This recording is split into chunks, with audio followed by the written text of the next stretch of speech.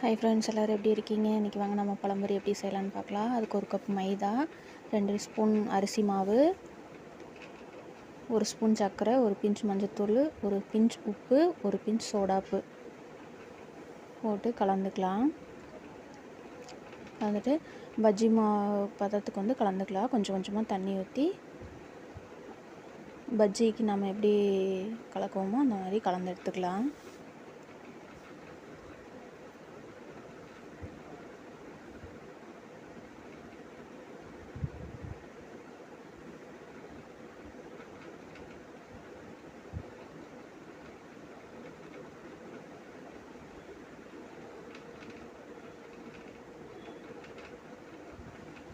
இந்த பதத்துக்கு கலந்து வச்சுக்கலாம். வந்து பழத்தை வந்து தோல் உரித்து கட் பண்ணிக்கலாம். நான் வந்து 2 பழம் எடுத்திருக்கேன்.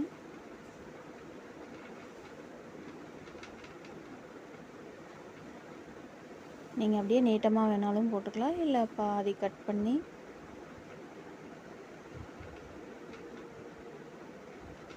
பண்ணிவிட்டு கூட நீங்கள் அதுக்கப்புறம் ஸ்லைஸ் பண்ணி போட்டுக்கலாம்.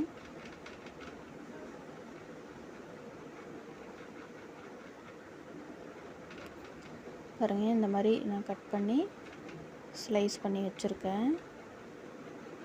ரொம்ப மெலிசாவும் இல்லாமல் ரொம்ப திக்னஸும் இல்லாமல் மீடியம் சைஸ் வந்து கட் பண்ணிக்கலாம். இங்கே பாருங்கள், எல்லா பழமும் கட் பண்ணி எடுத்தாச்சு.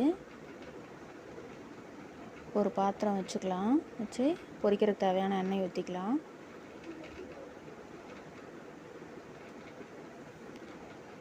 எண்ணெய் ஊற்றிட்டு அது கூட ஒரு ஸ்பூன் வந்து நெய் சேர்த்துருக்கேன். இப்போ எண்ணெய் சூடானோன்னே பழத்தை வந்து மாவில் முக்கி எடுத்து பொரிச்சு எடுத்துக்கலாம். எல்லாத்தையும் அடுப்பு வந்து லோ ஃப்ளேமில் வச்சு பொரிச்சு எடுத்துக்கங்க. பாருங்கள், பொரிச்சாச்சு. பழம்பொரி ரெடி ஆயிடுச்சு. மேலே வந்து கிறிஸ்பியாக, உள்ளே வந்து நல்லா ஜூஸியாக இருந்துச்சு. சூப்பராக இருந்துச்சு. இங்கே பாருங்கள், நீங்களும் செஞ்சு பார்த்துட்டு எப்படி இருக்குன்னு சொல்லுங்கள்.